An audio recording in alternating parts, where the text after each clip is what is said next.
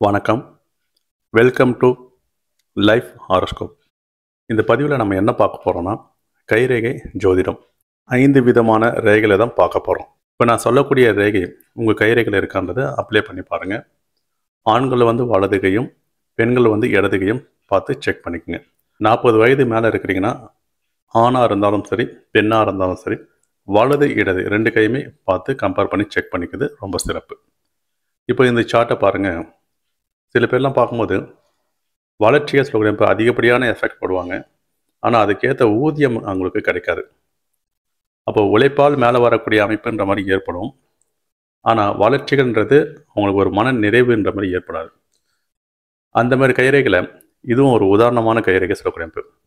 அப்போது ஆயில் ரேகை நல்ல ஒரு கேவ் ஷேப்பில் வந்து, இந்த புத்தி ரேகை சொல்லக்கூடிய அமைப்பு சந்திரமேடை நோக்கிற மாதிரி கீழே இறங்குன மாதிரி வரக்கூடாது.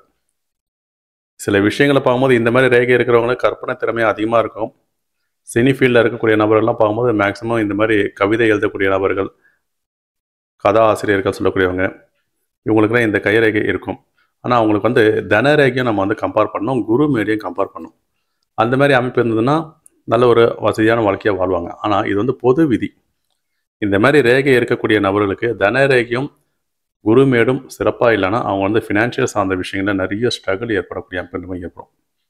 அப்போது இந்த மாதிரி கைரேகை சொல்லக்கூடிய அமைப்பு இருக்கிறது ரொம்ப ஒரு திருப்தியான அமைப்புன்ற மாதிரி வராது. அடுத்தது இந்த சார்ட்டை பாருங்கள். அதே ரேகை அமைப்பு தான். இருதய ரேகை சொல்லக்கூடிய அமைப்பும், புத்தி ரேகை சொல்லக்கூடிய அமைப்பும், ஆயுள் ரேகை சொல்லக்கூடிய அமைப்பும் சிறப்பாக இருந்து, அந்த புத்தி ரேகை சொல்லக்கூடிய அமைப்பு கரெக்டாக செவ்வாய் மேடை நோக்கிற மாதிரி பயணிக்குதுன்னா, இவங்க வீடு, மண், ப்ராப்பர்ட்டி, சொத்துக்கள் சேரக்கூடிய கைரேகை.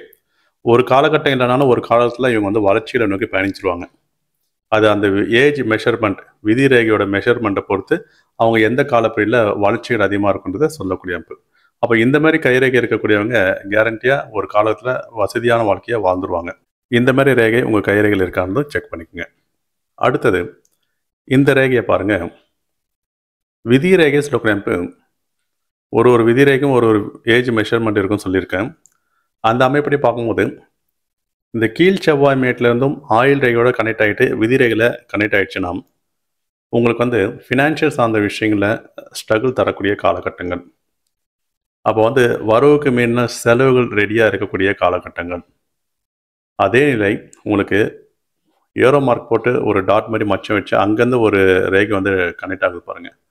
இந்த மாதிரி ஒரு ரேகை இருந்ததுன்னா அந்த காலப்பீரியட் என்னன்றதை நீங்கள் நோட் பண்ணணும்.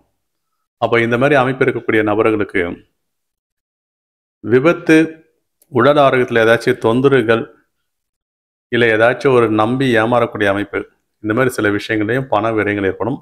முக்கியமாக இந்த கரு மச்சங்கள் இருந்ததுன்னா அது அந்த அளவுக்கு சிறப்பான விஷயங்கள்ன்ற மாதிரி வராது. அப்போ இவங்களுக்கு ஏதாச்சும் ஒரு உடல் ஆரோக்கியத்தில் ப்ராப்ளங்கள் ஏற்படும். அப்போ இந்த மாதிரி கைரேகை இருக்குது அந்தளவுக்கு ஒரு நல்ல சைன் சொல்ல முடியல. நெக்ஸ்ட்டு இந்த சார்ட்டை பாருங்கள். திடீர் பண வரவு, சில பேர்லாம் அதிர்ஷ்டங்கள் இருக்கான்னு கேட்பாங்க. ஜாக் பேட்டில், லாட்டரி டிக்கெட் யோகம், திடீர்னு எதிர்பாராத ஒரு பெரிய தொகை வரக்கூடிய அமைப்பு, அது பூர்வீக சொத்து சார்ந்த விஷயங்களாகவும் இருக்கலாம். இல்லை இவர் வர வேண்டிய பணம் தேக்கப்பட்டு இருந்த பணம்னா அந்த டைமில் ஒரே டைமில் வரக்கூடிய அமைப்பு. அதெல்லாம் இந்த மாதிரி ரேகை இருக்கணும்.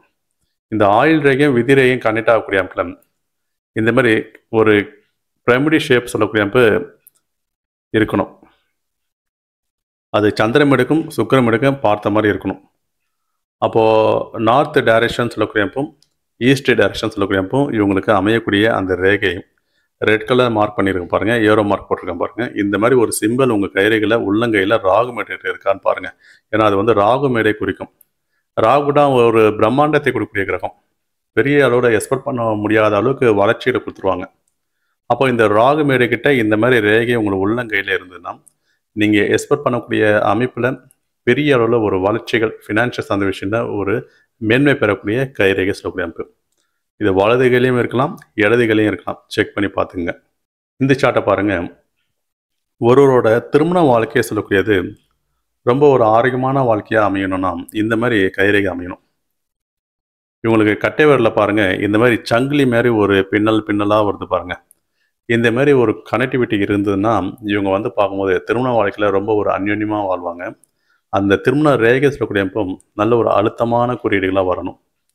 புதன் மேலே நோக்கின மாதிரி. கூடவே பக்கத்திலேயே ஒரு சின்ன ரேகை வந்தாலும் சரி ரொம்ப லவ்வபுளாக இருப்பாங்க. அந்த மாதிரி ஒரு அமைப்பு இருக்கக்கூடியவங்க லவ் ப்ளஸ் அரேஞ்ச் மேரேஜ்ன்ற மாதிரி ஒரு கேட்டகரியில் மூவ் பண்ணுவாங்க. அப்போ இவங்க திருமண வாழ்க்கையில் நல்ல ஒரு திருப்தியான ஒரு வாழ்க்கையாக வாழ்வாங்க. அதில் இன்னொரு அமைப்பு என்னென்னா சுக்கிரமணியை நம்ம வந்து பார்த்துக்கணும். பொதுவாகவே இந்த கைரேகையில் சுக்கிரமேடு நல்லாயிருக்கு. இந்த மாதிரி ரேகை மேடு இருந்து இந்த மாதிரி ரேகைகளோடு இருந்ததுன்னா திருமண வாழ்க்கை ரொம்ப யோகமாக இருக்கும் சொல்லக்கூடிய அமைப்பு.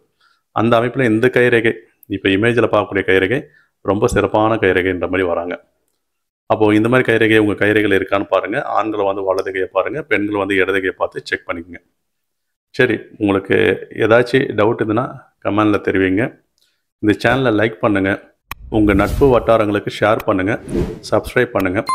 அடுத்து ஒரு நல்ல ஒரு பதிவில் சந்திப்போம். நன்றி, வணக்கம்.